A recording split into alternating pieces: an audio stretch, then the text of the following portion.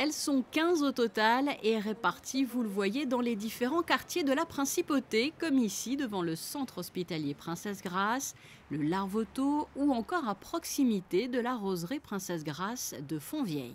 La politique de déplacement et de mobilité est au cœur de l'action du gouvernement princier, au sein d'une principauté qui compte, je le rappelle, environ 38 000 résidents et 52 000 salariés, dont la plupart résident en dehors de la principauté. Au niveau des pistes d'action qui sont développées par le gouvernement princier, nous avons la gestion des flux d'échange externes, donc pour l'accessibilité à la principauté, ainsi que les flux d'échange internes, intramuros.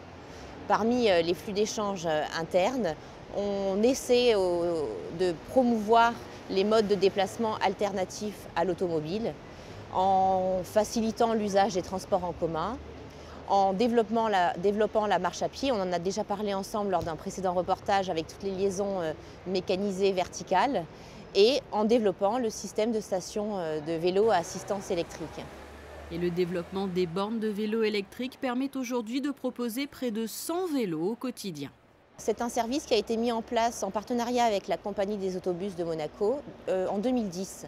Donc au départ, on avait un petit peu moins de stations qu'aujourd'hui. Le but est de couvrir un maximum le territoire et de mailler le territoire.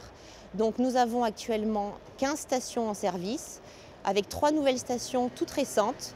La station Place du Palais qui a été inaugurée il y a peu, la station Hector Auto, la station Lazare Sauvego devant laquelle nous nous trouvons. Et nous allons ensuite installer dans à peu près 4 mois une nouvelle station près du Yacht Club de Monaco qui sera du coup en liaison directe avec la liaison verticale et les ascenseurs, les triplex qui se situent près de l'auditorium et qui permettent d'arriver assez facilement au niveau des terrasses du casino. Aujourd'hui, 500 usagers sont abonnés et comme l'offre s'enrichit, les personnes sur liste d'attente pourront très certainement avoir accès à ces stations.